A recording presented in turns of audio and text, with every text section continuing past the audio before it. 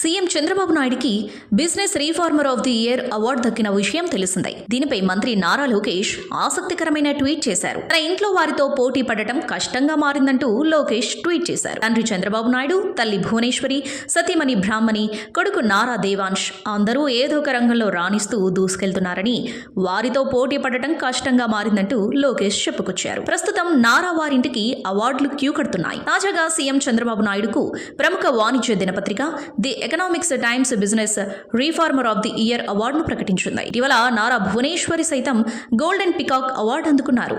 Heritage నిర్వహణలో చూపిన ప్రతిభకు గోల్డెన్ పికాక్, ఎన్టీఆర్ ట్రస్ట్ ద్వారా చేస్తున్న సామాజిక సేవకు గాను ఫెలోషిప్, ఇలా 2 ప్రతిష్టాత్మక అవార్డులను భువనేశ్వరి లండన్లో అందుకున్నారు. ఇక జాతీయ స్థాయిలో బిజినెస్ రంగంలో అత్యంత శక్తివంతమైన లోకేష్ సతీమణి నారా బ్రాహ్మణి స్థానం సంపాదించారు. ఇక లోకేష్ కుమారుడు దేవాంశ్ చెస్ ఛాంపియన్ గా నిలిచాడు. ఈ నేపథ్యంలోనే లోకేష్ సరదా ట్వీట్ చేశారు. ఇంట్లో చంద్రబాబు నుంచి దేవాంశ్ వరకు తరాల మధ్య పోటీ జరుగుతుందన్నారు.